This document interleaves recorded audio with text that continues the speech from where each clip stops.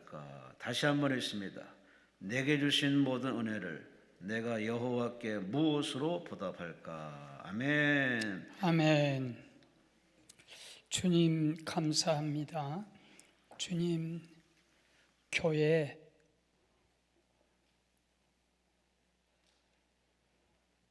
어렵게 하지 않게 하소서. 그런 뜻 같아요. 이효수 권사님.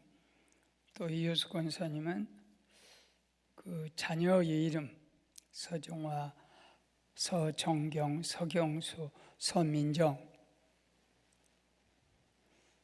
하나님이 택하여 주시옵소서. 할렐루야. 아멘. 이게 마이크가 굉장히 깨끗하고 향기가 나고 언젠가 오니까 좀 냄새가 나더라고. 그래서 향기가 나서 너무 좋고 사람도 좀 모욕도 안 하고 그렇게 하다 보면 냄새가 나요. 여자는 여자 냄새, 남자는 남자 냄새, 어린아이는 어린아이 냄새, 또 우리같이 할아버지들은 할아버지 냄새가 나요.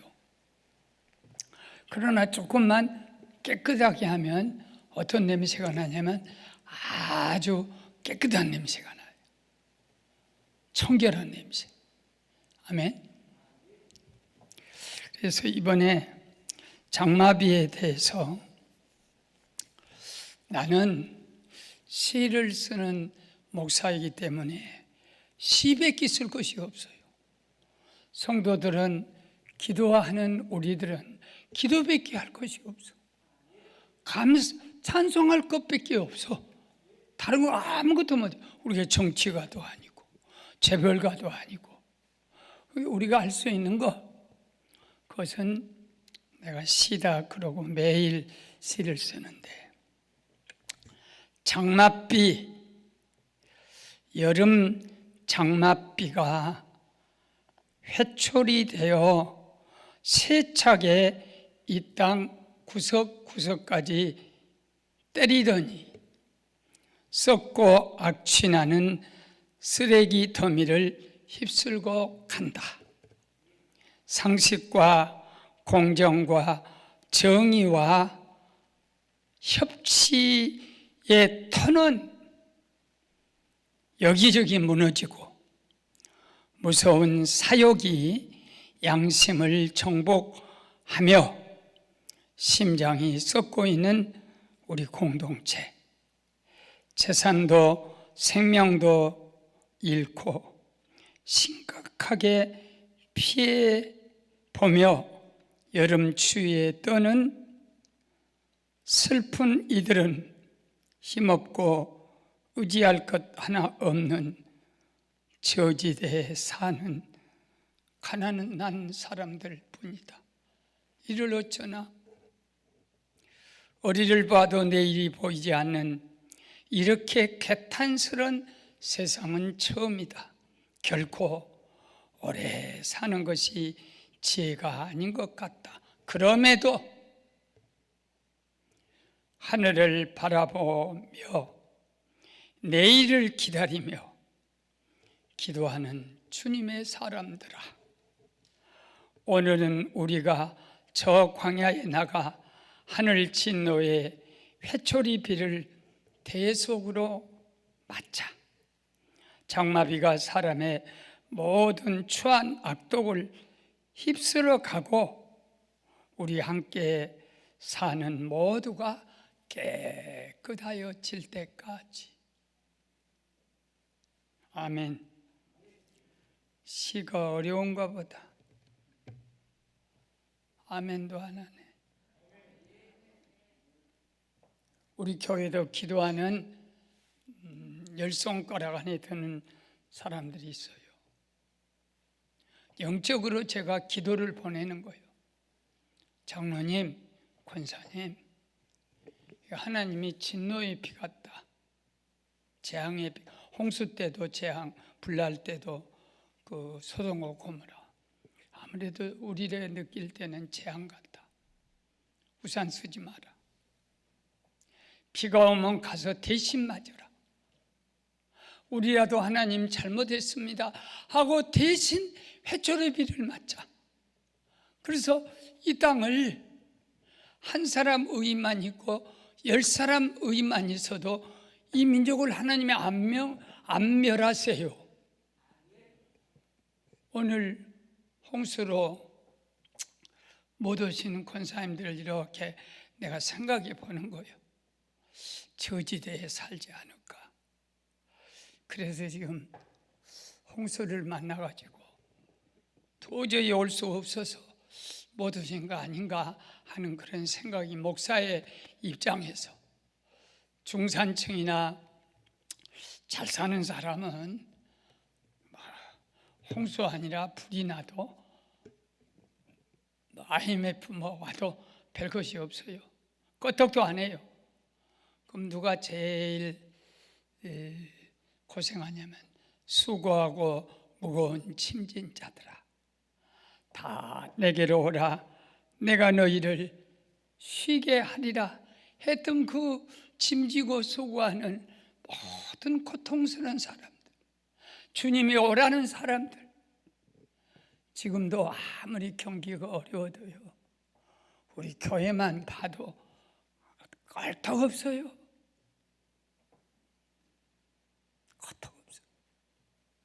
다 해 나가요. 그러나 어려운 기도원들, 어려운 비더미 속에 있는 개척교회들, 목사님들, 주님의 마음이 거기가 있는 거예요.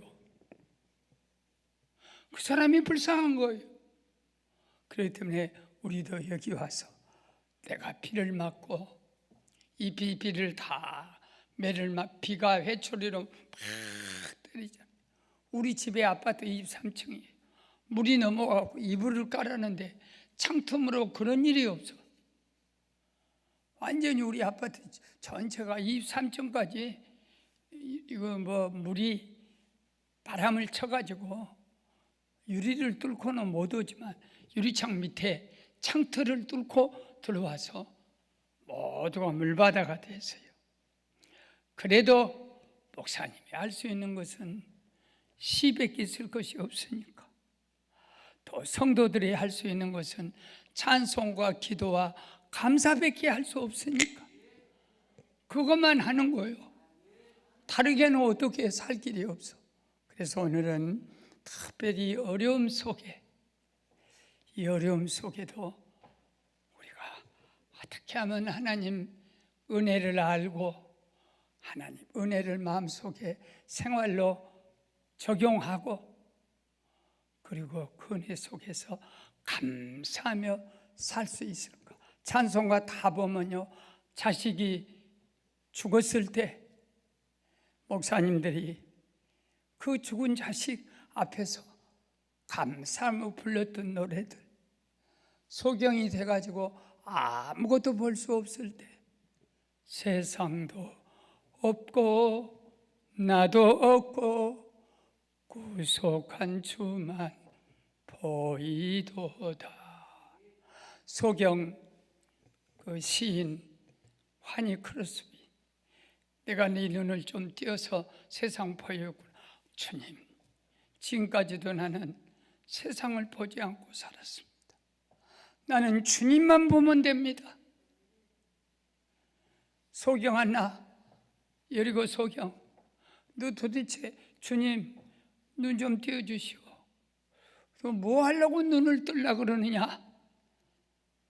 주님, 내가 뭐 하려고 눈을 뜨려고 하겠습니까? 세상 보고 영화라는 것을 보려고 눈 뜨겠습니까? 주님 보고 싶어서 눈 뜨. 이 옛날 성경 하나에 그런 그 주석이 하나 나와요. 주님 보고 싶어서 내가 눈 뜨지, 세상 뭔 영광을 보려고. 이런 세계에 영성이 있어요. 목사님 여기 오는 것도 어떤 영성을 갖고 오는 거예요. 나만의 사명. 또 여러분, 오늘도 비 많이 와요, 오후에. 그럼에도 불구하고 여기 10사람, 100사람 이렇게 왔다. 그건 내가 늘 올 때마다 하는 말이지만 어쩌면 이 자리가 내가 마지막 온 시간인지도 몰라. 오늘 권사님 한 분 만났는데 오랜만에 오셨대. 그동안 다음 주에 올 거다 그랬는데 못 왔어. 그러니까 이번 주에 왔다고 해서 다음 주에 온다는 법이 없어요, 우리가. 그런 우리의 종말론적인 신앙, 오늘이 마지막일지 몰라 그러면서 은혜에 대한 것을 제대로 기초적으로 받고 가면 어디를 가도 여러분은 승리할 줄로 믿습니다. 내게 주신 모든 하나님의 은혜, 이 순서는 내가 좀 이따 가르쳐 드릴게요. 내게 주신 모든 하나님의 은혜 무엇으로 보답할까? 아니, 하나님 은혜를 어떻게 보답하지? 무엇으로 보답하지? 내가 무슨 황소를 갖고 나갈까? 그러면 하나님이 기뻐할까? 나는 하나님 앞에 감사할 것밖에 없습니다. 서원을 갖고 하나님께 나아가리란 그 다음 절의 말씀, 감사하는 것밖에. 또 똑같은 말로 고린도전서 15장 10절에 사도 바울의 은혜는 말도 못하죠. 따로 나되는 것은 하나님 은혜로 된 것이니, 내가 다른 사도보다 수고를 많이 한 것도 내가 아니라 하나님의 은혜가 있기 때문이다. 하나님의 은혜로다. 그러면 오늘 우리가 짧은 시간이지만 헛되지 않은 시간이 되고, 나도 헛되지 않은 시간이 되기 위해서 여기를 오기 위해서는 한 주간 내내 내 사명이 제일 큰 것이 여기 오는 거예요. 그렇기 때문에 여기 오는 데다 모든 포커스를 마치고 내가 준비를 해요. 그런데 여러분이 나는 많이 부족한 사람이다, 많이 부족하고 연약하고 또 모자란 것이 많아. 그러니까 나를 기대하지 말고 내가 올 때는 꼭 하나님만 기대하면 주린 영혼은 채워주시고, 그 사모하는 영혼에게는 만족함을 주시고, 그래서 여기 왔다 갈 때는 성령이 여러분을 채워도 주고, 만족, 잘 왔네, 자, 오늘 이 설교 들으려고 왔구나, 그렇게 하나님에게 의지를 하고 하나님이 여러분에게 직접 주시는 많은 은혜를 내 말씀을 전하는 말씀을 통해서 꼭 받기를 바랍니다. 목사님의 영성은 뭐냐면, 나는 평생 20살부터 80이 다 되도록 목회를 했지 않습니까?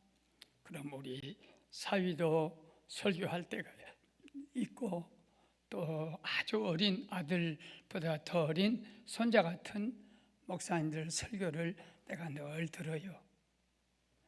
그런데 그 설교만 들으면 내가 만족하지를 못해. 사람이 이제 오랫동안 목사를 했기 때문에 또 그 수준, 영적 수준이 있는 거예요. 내 마음에, 여러분도 아마 담임 목사님이 설교할 때 다 마음에 든 게 아니라, 아이고 좀 잘했으면 좋을 걸, 이런 때가 꼭 있어.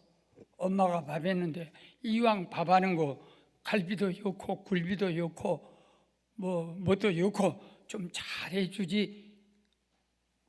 그럴 때가 있어. 근데 그걸 해결해 드릴게요. 나는 설교를 다 이렇게 들으면서, 하나님의 모든 은혜, 내게 주신 모든 은혜 무엇으로 보답할고, 그렇게 이제 설교 제목을 말하고 설교에 딱 들어갑니다. 그럼 목사님이 미처 캐내지 못한 설교가 있어. 내게 말 못하는 설교. 그것을 성령께서 내 만족을 채워주세요. 여러분, 담임 목사님 설교를 평생 듣는 것은 엄마가 해준 집밥을 평생 먹는 거랑 똑같아. 그 어떻게 밖에 가서 밥 먹으면 어떻게 그렇게 맛있는지. 엄마가 해준 밥은 그냥 또 이 밥에서 또 된장국 그래서 그게 좋은데도 똑같이 담임 목사가 생각해서 일주일 기도하고 해주어도 만족 안 할 때 조금만 여러분이 목사님을 위해 더 기도하고 설교를 위해 더 기도하면 어떤 은혜를 받냐면 목사님이 미처 내게 주지 못한 말씀이 영적으로 들어오는 거예요. 언제나 은혜 받는 거예요. 여러분도 그런 영적인 세계 속에서 좀 깊은 영적 세계 속에서 설교도 듣고 기도도 하고 찬송도 하는 은혜가 오늘 꼭 이 말씀을 듣고 있기를 바랍니다. 첫째는 이 은혜는 누가 주었냐가 중요해요. 은혜를 재벌이 주었다면 은혜는 거저 주신 은혜란 말을 제일 쉽게 번역한 것이 거저 주셨다, 공로 없이 주셨다. 그런데 나는 공짜가 은혜예요. 강도가 한쪽 곁에서 주여 당신 나라 임할 때 나 데리고 가십시오 하니까 오냐고 데리고 가버렸잖아. 아무것도 공록이 없어. 야, 그런 걸 은혜라 그래요. 거저 준 거. 그걸 공짜라 그러는데 재벌이 나한테 설교도 나올 거예요. 재벌이 나한테 구원을 주고 내 모든 과거를 용서해 주고 목사 되라고 뒷받침해 주었다면 나는 평생 재벌한테 감사해야 돼. 내가 노력으로 내 지혜 지식으로 내가 구원받았고 용서받았고 여기까지 오게 됐다 그러면 나한테 평생 감사를 해야 돼. 그런데 오늘 다윗이나 구약의 다윗은 은혜의 사람, 신약의 감사는 바울, 두 사람 다 이 은혜는 누가 주셨냐? 세상이 준 것도 아니고 부모가 준 것도 아니고 모태신앙도 아니고 목사님이 준 것도 아니고 기도원이 준 것도 아니고 하나님이 내게 주신 모든 은혜예요.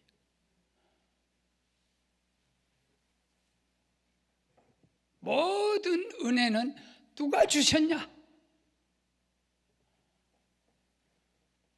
대답 안 해보네. 내가 받은 모든 은혜, 지금 내가 서 있는 모든 것이 하나님이 주신 거란 말이에요. 그런데 하나님은 두 가지를 동시에 주세요. 고통 은혜가 있고 축복 은혜가 있어. 할렐루야. 다윗이 왜 하나님이 주신 모든 은혜, 하나님이 주신 특별한 은혜, 하나님이 주시는 이 은혜 그렇게 고백하지 않고 하나님이 내게 주신 모든 것은 은혜다. 보세요. 다윗에게 먼저 준 것은 또 같이 준 것은 고통과 축복을 같이 주셨어요. 고통은 뭐냐? 8번째 아들로 태어난 거. 군대도 못 가. 사무엘이 이새의 집에 가서 8 아들 중에 임금 하나를 안수하고 오니라. 그래 와서 보니까 7 아들까지 다 와보는데 하나님이 허락을 안 해. 왕이 아니다. 그러니까 이새한테 하나도 하나님이 허락을 안 한다. 그 아들 또 있냐? 있긴 있는데 그건 군대도 못 가고 저 양치치는 데 가서 저 형들 여기 오니까 양치고 있습니다. 데리고 와봐라. 그랬더니 내 마음에 합한 사람이로다. 그래갖고 임금으로 안수를 해서 그 어린 군대도 못 간 거 구약이나 우리 한국의 유교 세상에 장납 아니면 안 되는 거예요. 이렇게 꿀치로 태어나서 사도 바울은 그것부터 고통이 시작돼. 질이 못나고 안질이 있고 간질이 있고 모든 것이 모자란 것이. 살인자였지. 스데반 돌로 쳐서 죽였지. 예수 믿는 사람 잡아다가 다 죽이는 그 역할을 했지. 그런데 임금이 안수는 받았지만 다윗과 같이 고통스러운 사람이 없어. 블레셋 전쟁에 가서 골리앗을 물리치고 다 그 젊은 청년이 돌아오니까 사람들의 민심은 묘해요. 사울이 죽인 자가 천천이면 1900이 1000이에요. 셀 수 없잖아요. 그런데 다윗이 죽인 자는 10,000이요. 천천, 10,000 말도 안 되잖아요. 그렇게 막 다윗을 이렇게 막 모두 백성들이 환영했어. 그 일로 인해서 골리앗을 죽이면 내 첫 공주 큰딸 메랍을 주겠다. 그런데 다윗을 만만이라 하고 자기를 천천이라 하니까 부모 자식 간에도 사위 아닙니까? 질투심이 생각나서 그냥 메랍을 결혼시켜 골리앗을 이겼으니까 블레셋 이겼으니까 줄라가다 결혼할 약속 정해놓고 사울이 사탄이 들어가가지고 다른 장군에게 큰딸을 줘버렸어요. 그렇게 다윗은 이제 뻥 뜬 거예요. 그런데 이 사울 왕이 뭐라고 하냐면 네가 블레셋에 가서 100명의 소위 양피 그 남자 성기를 잘라갖고 오라는 거예요. 이거 일본 사람들이 정유임진왜란이 있기 전에 정유회란 때 전라도로 모두 와가지고 전라도 지역을 나주, 목포 이 밑에 지역 군산 이 지역에 들어가서 사람들의 귀를 잘라갔어요. 죽이고 귀를 차도에다 데리고 가서 풍신수길 그 무슨 거기다 갖다 주면서 우리가 조선 사람 이렇게 죽였다. 코를 잘라가고 그런 악행이 못된 놈들한테 있었지만은 세상에 앞으로 이스라엘의 임금이 될 자비가 첫째의 왕은 그 남자의 생식기를 잘라오란 말이에요. 자체가 이거 할 수 있겠어 쉽게. 그래 이제 자기 부하들을 데리고 전쟁을 일으키니까 블레셋이 가만히 있겠어요. 막 200명이 쳐들어와서 다윗을 죽이려니까 200명을 다 물리쳤어요. 그 양피 100개를 그 생식기를 비워가지고 사로한테 갖다주고 그 둘째 딸 미갈이라는 딸 믿음이 아주 좋은 미갈 딸과 둘째 딸과 결혼해요. 그리고는 14번을 지금 200명 블레셋 생식기 베러 갈 때 이미 죽여버리려고 했어. 네가 200명 블레셋과 싸울 때 네가 살겠냐? 죽는다고 생각하고 보낸 거예요. 그리고 자면은 자객을 보내가지고 막 그러기는 그 미갈이 다 알쳐줘. 저거 아빠가 오늘 자객을 보내어서 당신을 죽일 거다. 그러면 빨리 도망가라. 내가 인형으로 내가 이불을 덮어놓을란다. 이런 것이 14번이에요.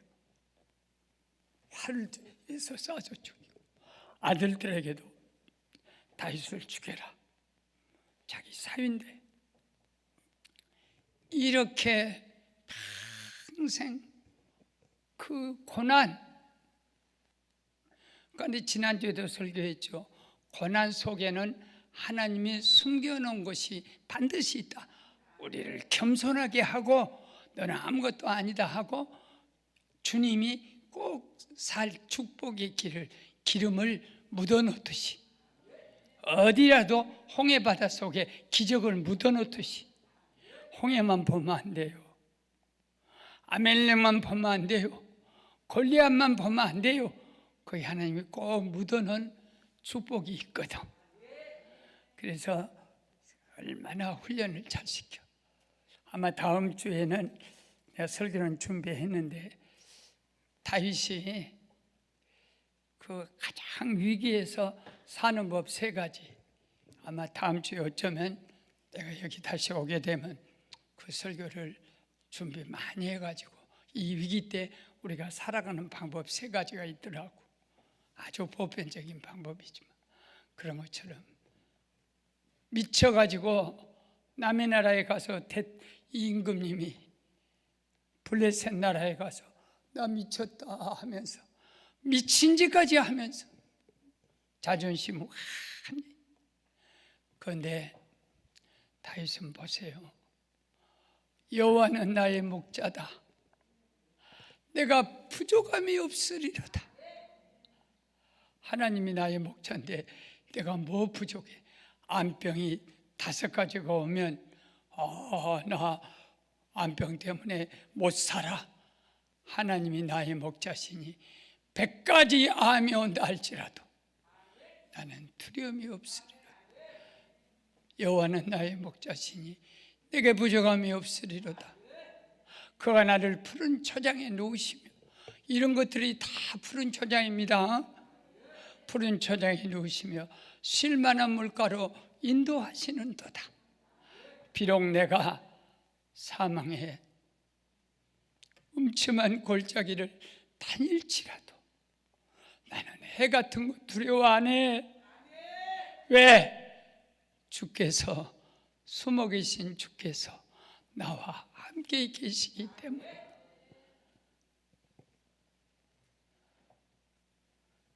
주의 이름을 위하여, 주의 이름을 위하여 나를 의의 길로 인도하시는도다. 원수의 목전에서 내게 상을 차려주시고 내 머리에 기름을 바르셨으니 평생의 여호와의 인자하심과 그 인자하심이 나를 뒤따르리로다. 내가 여호와의 집에 영원히 가서 거하리로다.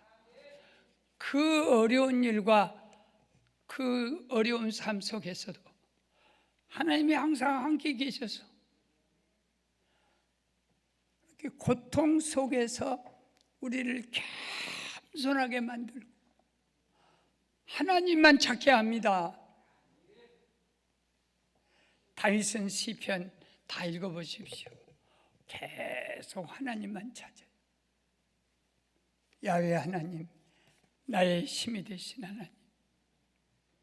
왜? 욥의 신앙이 위대한 것이 주신 자도 취하신 자도 이 2가지 신앙을 가져야 합니다. 주실 때 감사하고 나누고, 취할 때 하나님이 가져갔구나. 그래 내 것이 아니지. 건강도 하나님이 내게, 나도 이래봐도요, 내가 키가 1m 64인데 지금은 줄어갖고 1m 60밖에 안 돼요. 그래서 꼬발을 디뎌야 돼요. 그리고 체중이 70kg까지 나갔어요. 그때 내가 부흥회를 미국에 가면 잘생겨버렸다 그랬어. 믿거나 안 믿거나. 막 그러고 사람들이 뒤에 안 앉아요. 다 앞으로 왔어요. 지금은 앞으로 안 와요. 볼 것이 없거든. 악수 한번 하는 것도 안수라고 생각했거든. 눈 한번 마주친 것도 안수기도라고 생각했거든. 야, 오늘 목사님하고 눈이 마주쳤네. 오늘 목사님 손 잡았네. 그러고 할머니가 내 손 잡으면 꼭 갖다 가슴에다 얹어. 튼튼한 가슴이요. 할머니 가슴이어도. 그런데 권사님, 왜 목사님 손을 갖다가 가슴에다 이렇게 다 얹히냐 그랬더니, 목사님, 내가 80이 됐는데 무슨 딴 생각이 있겠어. 심장이 안 좋아. 그래서 목사님 주일마다 안수받는 거예요. 그 사람 나섰습니다. 오랫동안 살았습니다. 내가 나섰다는 것은 여기서 나섰다는 게 아니라 그 믿음으로 나는 매주 가서 안수받으면 일주일 산다 그랬거든. 그런 때도 나 있었다는 거예요. 지금은 저 뒷자리에서 얼굴도 안 보고 나도 안 보고 서로 안 보여. 눈이 나빠서 안 보이고 뒤에서는 멀어서 안 보이고. 나는 그걸 이해해요. 나를 앞자리에 앉으면 제일 싫어해.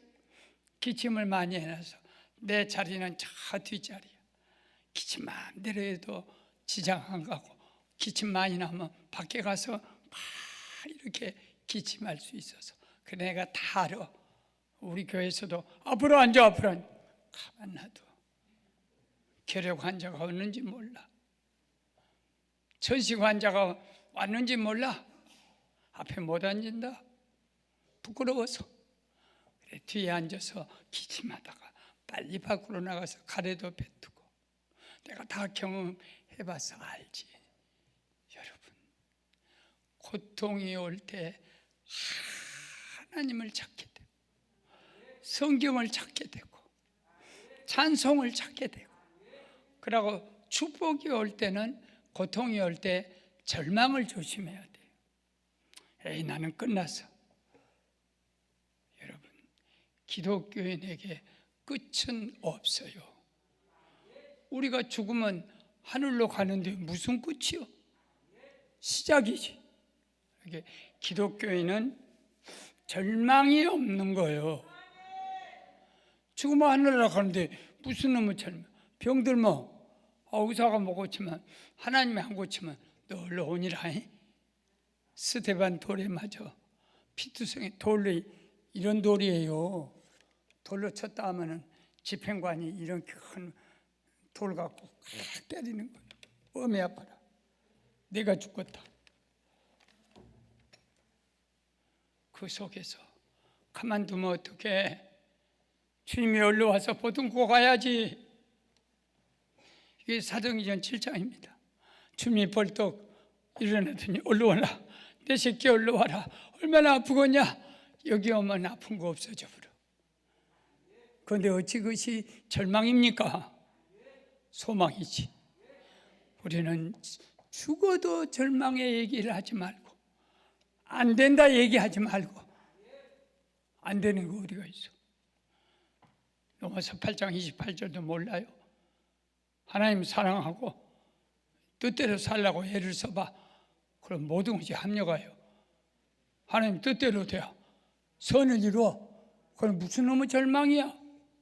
내가 암 5개가 안 왔으면 여기 서도 못해. 그 이전에 타락했을지도 모르고. 나는 20살에 폐병. 하나님께 제일 감사한 것이, 내가 젊은 날에 내가 이 책을 엄청 많이 읽었기 때문에 좀 조숙했어요. 얼마나 조숙했냐면, 초등학교 1학년짜리가 선생님이 나보고만 아기를 보라는 거예요. 그래서 내가 공부 안 해도 돼. 아기 딱 보면서, 아가야 잘 커라. 내가 너 아빠가 될 거다. 내가 선생님을 사모해버려서 초등학교 1학년짜리가, 나는 그때부터 사춘기가 눈이 떴어. 김혜숙 선생, 지금 돌아가셨지만 조숙해서 그런지 내가 건강했으면 연애를 했어도 100번을 했을 거고, 나 그때 잘생겼다니까. 지금 이렇게 생겼어도 아주 인기 만점이에요. 여러분이 몰라서 그렇지. 나 아주 학생 미남이었어. 그러고 그랬을 때 얼마나 내가 바람을 피우고 못된 짓을 얼마나 했겠어. 얼마나 건방 떨었겠어. 폐병 아프니까 교회밖에 갈 곳이 없는 거예요. 그것도 제일 뒷자리. 그리고 안병 아프니까 아무리 교회가 커지고 뭐 내가 아무리 잘 돼야도 나는 세상에 제일 약한 목사다. 그 개척하는 목사님들이 와서 우리 교회 와서 세미나하면 아이고 나는 그냥 목사님 교회가 크게 짓고 수만 명 목회했으면 원이 없겠네. 그럼 내가 일로 와봐라. 그러면 네가 나하고 바꾸자. 나는 평생 병원 안 가고 안병 안 걸리고 폐결핵 후유증 없이 아주 그냥 으쌰 대쌰 먹으면 다 소화가 되고 막 두 그릇 세 그릇 먹어도 맛있고 그 건강한 당신하고 당신 교회 개척교회 내가 맡아. 그럼 나는 걱정 없어. 또 우리 교회 같이 만들어 놓으면 되니까. 그리고 네가 폐병 걸리고 암병 걸려갖고 5개 잘려내갖고 오장육부 반절 자르고 우리 교회 비실비실 목회해볼래. 두 말 안 하고 도망가 버려요. 왜? 너는 가장 못난 목사다. 그러게 너 하나님 은혜밖에 필요 없잖아. 이게 고통이 주는 은혜입니다. 그러고 축복이 줄 때는 위험한 것이면 위험한 걸 잡아야 돼. 교만이요. 복 받으면 다 부자 되기 전에 우리 교인들 보면 알아. 처음에는 목사님 전세만 가도 좋겠어. 그러면 전세에서 우리 교인들 구영예배 드리면 내가 밥 해줄 거야. 소원이요. 그러다 전세 되면 나중에 15평 내 이름으로 등기는 아파트 주면 좋겠어 그래. 그러다 나중에 또 35평, 65평. 그리고 밥도 안 해줘. 구역질로 오면 귀찮아 생각하기. 또 애들이 와서 뭐 그렇게 가서 사람은요 그렇게 잊게 되면 하나님을 잊게 된답니다. 보이는 돈 그걸 꼭 붙잡게 되고. 그래서 저희 아내가 무슨 은혜를 받았는지 새끼들을 훈련할 때 얘들아 하나님이 두 분이더라. 성경을 보니까 하나는 안 보이는 하나님 그 진짜 야훼 하나님이다. 그 하나님만 섬겨라. 그런데 보이는 하나님이 있어야 돈이다. 돈은 눈에 보이는 그건 예수님이 하신 말씀이다. 두 주인을 못 섬긴다. 돈이 보이는 하나님이다. 너희들 보이는 하나님 섬기면 우상이 되면 그 돈을 우상을 하나님이 너희 영혼을 위해서 부셔버린다. 그러니까 부자 되다가 다 망하지 않아. 우상을 부셔버린 거야 하나님께서. 그 영혼을 건지려고. 그래서 오늘 다윗의 이 놀라운 축복은혜 고난은혜 욥의 신앙 12편의 신앙 주신 자도 하나님이시고 취하여 간사도 하나님. 이 욥이 아니었으면 내가 하나님을 얼마나 원망했겠어. 그냥 항상 하나님이 내게 주신 말씀은 너는 근본이 너가 아버지도 폐병으로 죽었고 너도 어렸을 때부터 죽었어. 약해. 그러니까 지금 네가 아무리 한 병을 아파도 너 55년 살았다. 그것만 해도 본전 넘었다. 그러면서 조금 세속적인 표현이지만 요새 나는 뭐로 먹고 사냐면 하나님 은혜에 보너스로 먹고 살아.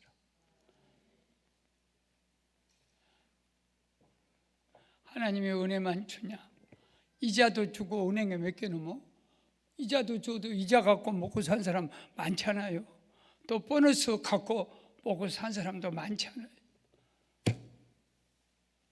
하나님이 기도원도 주셨고 오늘 강사도 하나님이 보내주셨고 김성진 목사도 하나님이 보내주셨고, 저 노래하는 친구들도 아침 새벽 11시, 오후 3시, 저녁 7시, 밤 12시, 이게 성령이 도와주지 아니하시면 지겨워 갖고도 못해요. 하나님이 그때그때 은혜를 주셔. 이것도 은혜, 저것도 은혜, 모든 것이 하나님이 주신 것이라. 그렇기 때문에 불평하게 되면 하나님 앞에 하는 죄가 되어요. 두 번째, 한번 따라 합시다. 첫째는 모든 은혜는 하나님이 주시고, 하나님이 주신 은혜는 모두가 은혜로 주신다. 공짜로 주신다. 할렐루야. 이 말을 꼭 하고 싶었어요. 나는 평생 부족하지만 하나님의 은혜 하나 갖고 설교를 하고 거기서 은혜를 받았기 때문에 은혜 아니면 아무것도 할 얘기가 없어. 안평도 하나님 은혜다. 그래 내가 하나님께 감사한 게 뭔 줄 알았어. 여보, 내 아내에게 당신 뭔데 나한테 안평 하나만 주지 않고 5개나 주었냐. 하나님이 나를 어떻게 쓰시려고 이렇게 나를 영광로 속에다가 5번 집어였냐. 아무나 영광로 들어가나 앞으로 가도 하나님 안 보이고 오른쪽으로 돌이켜도 보이지 않고 왼쪽으로 돌이켜나 만날 수 없구나. 그러나 나의 가는 길을 오직 하나님만이 아시나니 나를 단련하신 후에는 정금같이 나오리라. 내 신앙 정금 신앙 만들어 주시려고 풀무불 도가니 속에 5번 집어쳐였다.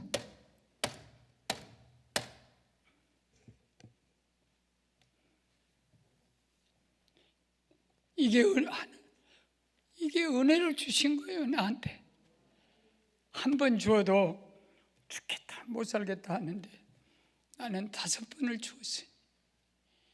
5번 용광로의 은혜. 여러분 저 돌덩어리가 용광로 들어가는 거 싫어합니다. 다 녹아져 버려요. 그런데 불순물은 다 녹아지고 금, 은, 금이 나와. 욥이 금이 나와. 다 녹아지마. 그래서 정금 같은 신앙이란 말이에요. 이 은혜를 나는 여기 와서 같은 내용의 예화들을, 영적 예화들을 여러 번 반복해요.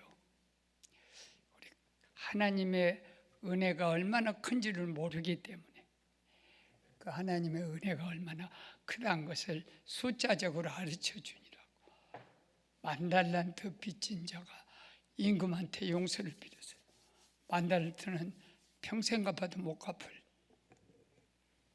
그래 임금이 탕감해 줬어. 그래라. 근데 오다가 100데나리온, 하루 품삯이 1데나리온이요. 1달란트는 6,000데나리온. 얼른 집에 가서 계산해 보면 알아요. 100데나리온 빚진 사람 맥살을 잡고 너 왜 빚 안 갚아 이 새끼 하고 감옥에 집어해서 임금이 그 말을 듣고 너는 은혜를 모르는구나. 그래 그 사람 데려 불려다가 감옥에 넣고 10,000달란트 빚 갚아라 하는 그런 설교를 주님이 은혜에 대해서 해서. 그러면 여러분 내가 했으니까 다시 간단하게 말할게요. 1달란트가 6,000데나리온이면 6,000날 일하려면 17년이 걸려. 하루에 한 데나리온 10만 원씩 해도 돈으로 계산하니까 17년을 모습을 살아야 1달란트가 되어요. 그런데 10,000달란트면 17만 년이에요. 그러면 자매님 100년은 다 산다니까. 1000년 살 것 같아. 아유, 곰풀 17만 년 살 것 같아. 그래서 이것이 갚을 수 없는 주님의 은혜. 이 은혜를 알아야 안병도 은혜고. 한번 우리 전도사님 앞으로 훌륭한 목사 될 거야. 은혜 아니면 살아갈 수 없네. 한번 독창으로 여기 앞에 정식으로 나와서 멋있게 불러요. 그러니까 여러분 따라서 저거 나올 거예요. 눈물 없이는 부를 수 없는 찬송. 은혜 아니면 살아갈 수가 없네.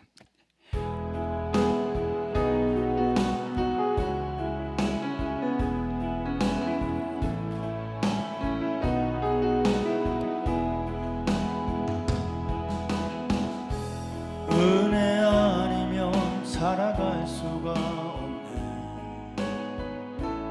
호흡마저도 다 주의 것이니 세상 평안과 위로 내겐 없어도 예수, 오직 예수뿐이네. 은혜 아니면 살아갈 수가 없네. 호흡마저도 다 주의 것이니 세상 평안과 위로 내겐 없어도 예수, 오직 예수뿐이네. 그 신계획 다 볼 수도 없고 작은 고난에 지쳐도 주께 묶인 나의 모든 삶 버티고 견디게 하시네. 은혜 아니면 살아갈 수가 없네. 나의 모든 것 다 주께 맡기니 참된 평안과 위로 내게 주신 주 예수, 오직 예수뿐이네.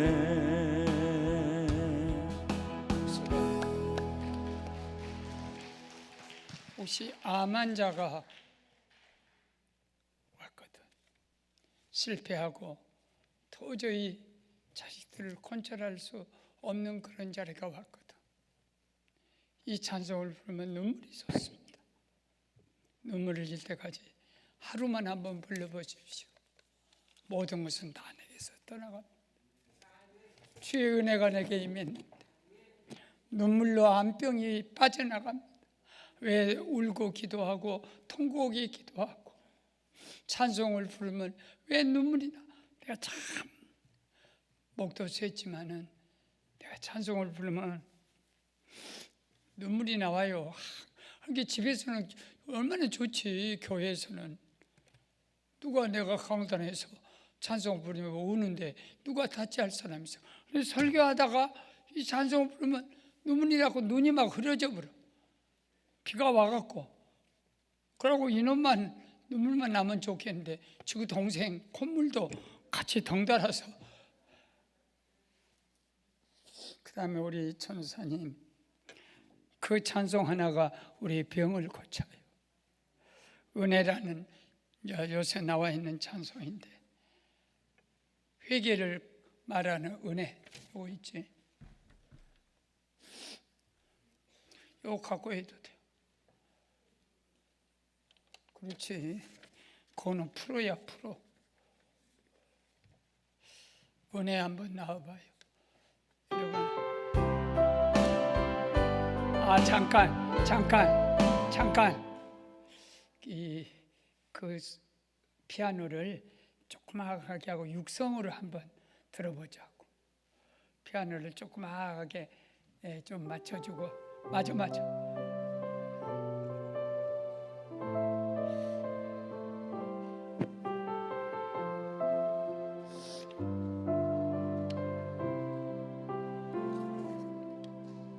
내가 누려왔던 모든 것들이, 내가 지나왔던 모든 시간이, 내가 걸어왔던 모든 순간이 당연한 것 아니라 은혜였어. 아침 해가 뜨고 저녁에 노을, 봄의 꽃향기와 가을의 열매, 변하는 계절의 모든 순간이 당연한 것 아니라 은혜였어. 모든 것이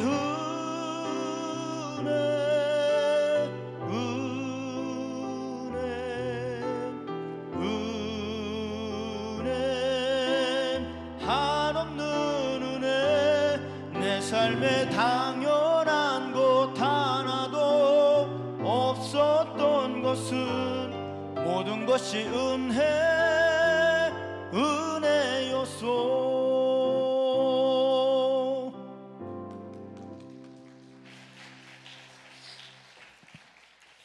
나이를 먹으면 하여튼 눈물만 나는 거, 왜 세상을 이별하라 그러는지.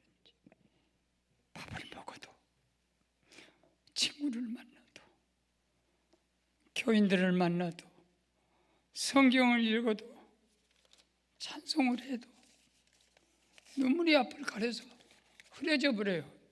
눈이 얼려. 또 노인 눈물은 빨리 안 닦아져. 좀 끈적끈적한 것 같아. 갈 때가 가까운지. 이 눈물 아무리 닦아도 잘 안 닦아져. 그래서 우리 권사님이 손수건 7개를 사주었는데, 그것도 닥스, 그걸 요새 쓰고 있어요. 그럼 닥스도 소용없대. 이 찬송을 숨쉬고 사는 것이 은혜였는데, 어디 가서 보냐면 요새 코로나 걸려가지고 그 목사님들도 다 폐렴으로 숨을 못 쉬고, 그래갖고 이제 이 뭐 산소호흡기 있죠, 요거에다 의지. 그걸 보는 순간에 주님, 나 산소 마스크 쓰고 다니면 내일 모레 하나님이 불러. 근데 나 아직은 산소 마스크 안 쓴 거 은혜네. 숨쉰 것도 은혜네. 그래 요새 내가 제일 많이 하는 은혜는 뭐냐면 발바닥 은혜. 그 국민일보에서 내 발바닥을 크게 찍어가지고 몇 년 전에 목사님의 안병도 아프고 뭐 여러 가지 합병증만 해도 발을 어떻게 관리를 잘해가지고 지금까지 산다고. 그 내가 관리는 뭐냐면 발바닥 볼 때마다 하나님께 감사해. 걸을 때마다.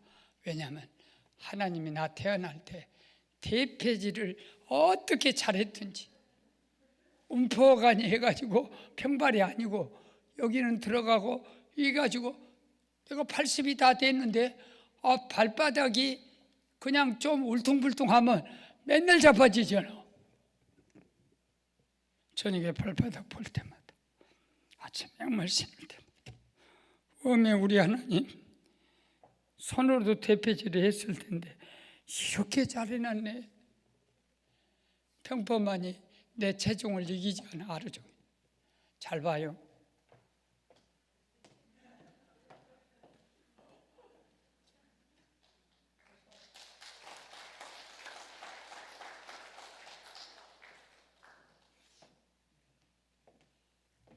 요새 제일 감사한 은혜가 내 발바닥을 하나님이 손으로 만져버려가지고 이렇게 팽팽하게 해가지고 이 속에가 혈자리가 다 있더라고. 이렇게 걸어만 다녀도 그 수지침을 1000번, 1000번 맞는 거예요. 손바닥만 쳐도 수지침 맞는 거예요. 한번 쳐봅시다.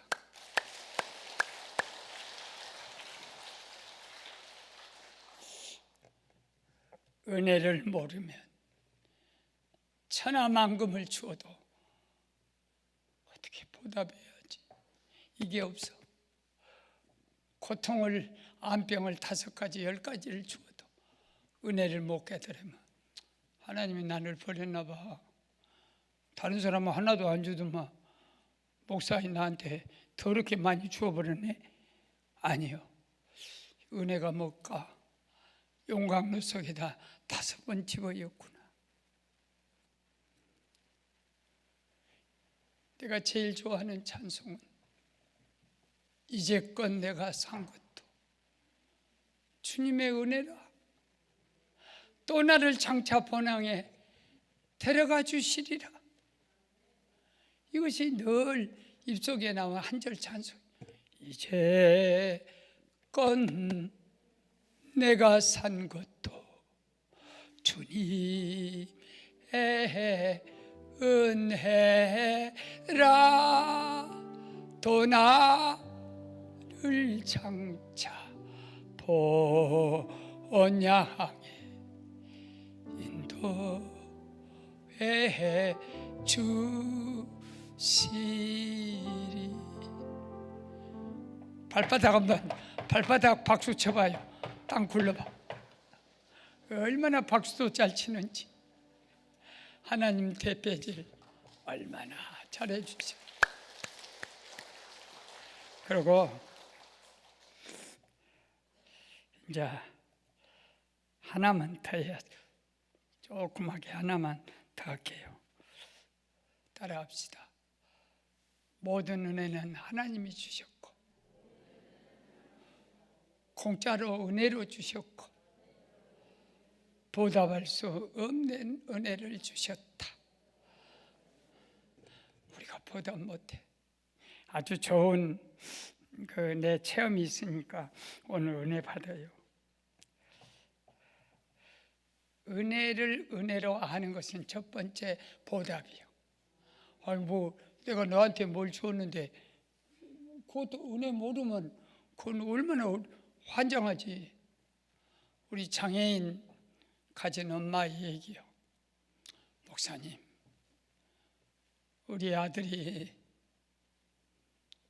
이것만 알았으면 좋겠어. 내가 저를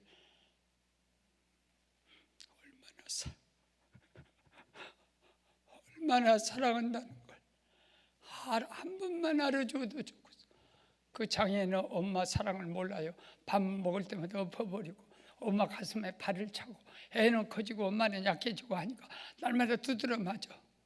왜 엄마가 안 해준다는 거예요? 엄마는 아기도 안 낳았어요. 그 아이 장애인 하나만 키우려고.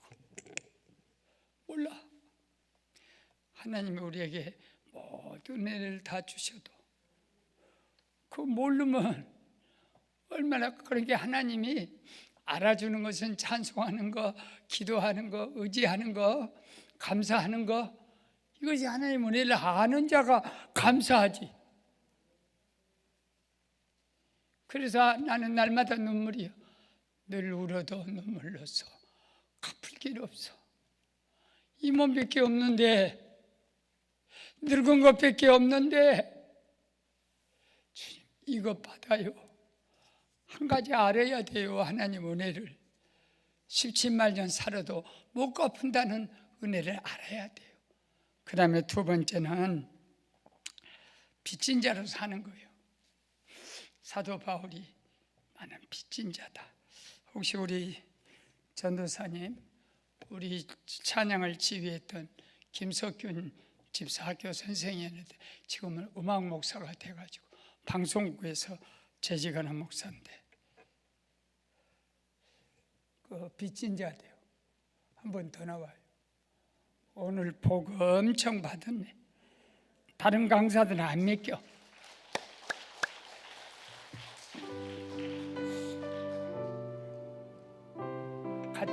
같이 부를 수 있을 거예요.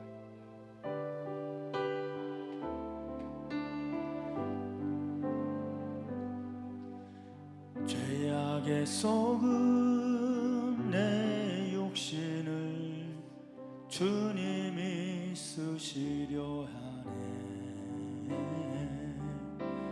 죽음의 빛에 걸려있는 몸 주님이 쓰시려 했네. 속죄하는 손 치유하시고 속죄하는 발 치유하셨네. 새 생명 얻은 이 몸 다 바쳐 주님께 영광 돌리리. 먹물로 칠한 내 육신을 주님이 지게 하셨네. 십자가 보혈 증거하라고 주님이 살리셨네. 기도를 할 때 음성 주시고 찬송을 할 때 기쁨 주시니 내 작은 입이 내 작은 몸이 주님께 붙들린 자라. 3절 다 같이. 평생 갚아도 빚진 자 되요 주님의 빚진 자 되요. 주님 가신 길 택하였건만 눈물만 솟구치네. 생명 주시니 주님이시라. 능력 주시니 주님이시라. 말씀 전하여 복음 전하여 주님의 빛을 갚으리.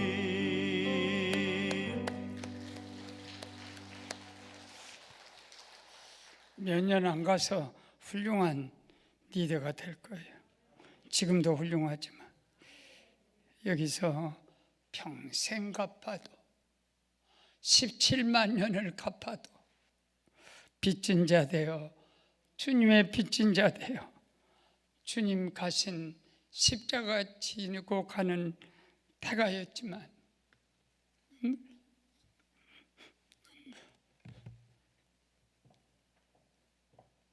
눈물만 솟구쳐.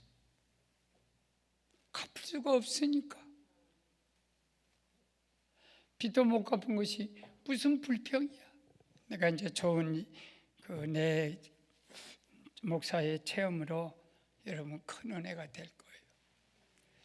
내가 7만 원 그 전도사 때 사례를 받으면서 집사람하고 살아야지, 학비도 해야지, 시골 조그만 교회랑.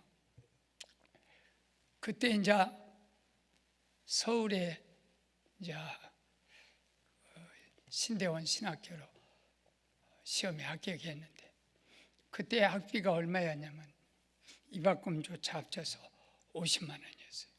내 7만 원 갖고 50만 들 나면 6개월 동안 6에서 46, 6에서 아니 68, 48, 69, 54 1년치 다 해도 불가능하잖아요. 그래 어떻게 집사람이 그래도 30만 원을 준비했어. 30만 원 준비, 20만 원이 모자란 거야. 이거 어떡하나. 나는 누구한테 가서 그렇게 사정한 사람이 아니요. 하나님 주십시오 그러지. 내가 전도사 같은 목사가 될 사람에게 손 벌리면 안 된다 그러고 하나님 주십시오 하는데, 나를 아주 사랑했던 목사님이 계셔서 생각이 나더라고. 나를 항상 칭찬하고 올해의 플러스. 선생님 집에 찾아가서 선생님 제가 꼭 갚을 테니까요. 서울 학비가 50만 원인데 교수님 제가 30만 원은 집사람이 그렇게 했는데 아유 20만 원이 부족해가지고 등록을 못해서 학교를 못 갈 것 같네. 그랬더니 사모님이 그 얘기를 듣다. 전사님 걱정하지 마. 내가 참 20만 원짜리 개를 탔다. 이놈 먼저 갖다 주고 빚은 나중에 갚아라. 어떻게 감사합니다. 사람은 그렇게 해서 내가 학교를 졸업해서 오늘까지 왔어요. 그런데 사람은 그게 아니요. 20만 원 갚는다고 했는데 돈이 안 생겨. 그러고 새 교회로 부임했지만 50명밖에 안 모이는 조그만 교회야. 그러고 거기 가서 10만 원인가 받았어요. 그건 20만 원 만들려면 우리가 안 쓰고 2달 해야 한대. 그러다 보니까 차일파일 시간이 늦어져갖고 20년 세월이 지났어. 그런데 20년 세월이 지날 수밖에 없는 게 그 스승 교수님이 미국으로 이민을 가버렸어. 그러니까 갚을 기회가 없잖아요. 난 미국 갈 수도 없고. 그러다가 그 교수님이 사모님과 한국에 들어온다는 그 얘기를 듣고 그때 우리 교인들 수는 20년 전이었으니까 적어도 출석교인이 5천 넘었을 거예요. 그때 아주 내가 건강하고 잘 될 때였어요. 예배당도 첫 번에 짓고 한 번에 3,000석 들어가는 예배를 지었거든. 선생님이 온다니까 이 못된 놈 사모님이 개돈 탄 걸 갖다가 학교를 졸업해가지고 20년 지나도록 네가 은혜를 못 갚아 이 도적놈아. 그래가지고는 이제 선생님이 오신다니까 공항에서부터 픽업을 해다가 호텔에 모시고 주일 설교하시라 하고 정확히는 내가 알 수 없지만은 그때 수준으로 내가 500만 원에서 1,000만 원 그건 나는 그렇게 큰 돈이 아니었어요. 그때 별거 아니었어. 그러니까 정확하니 1,000만 원인지 500만 원인지 기억이 안 나지만 모든 경비를 다 합쳐서 호텔비까지 합쳐서 1,000만 원이 들어간지 몰라도 내 양심껏 하나님께 맹세했고 사모님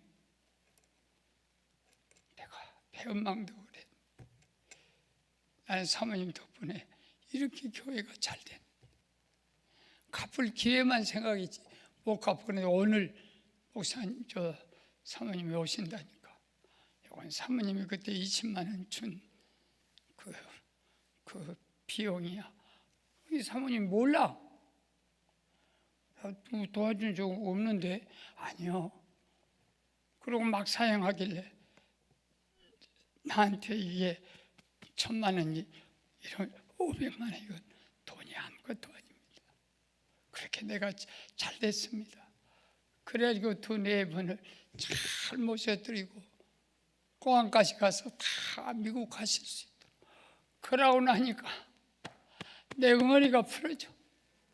그런데 여기서 내가 뭘 깨달았냐.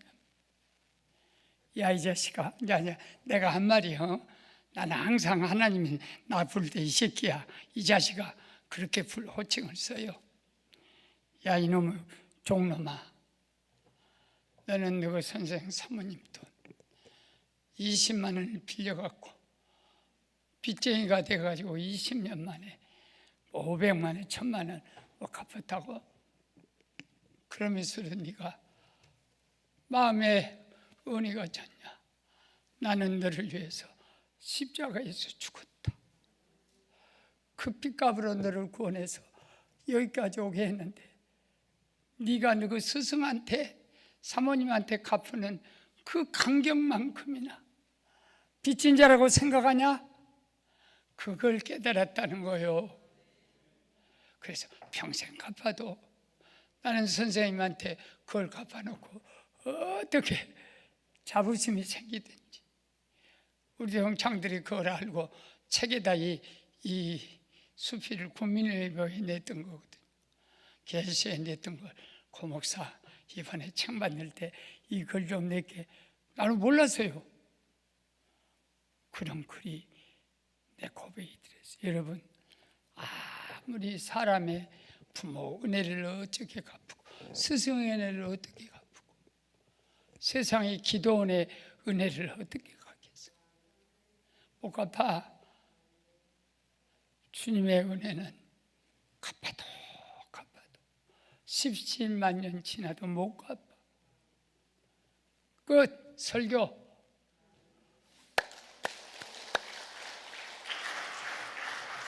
주여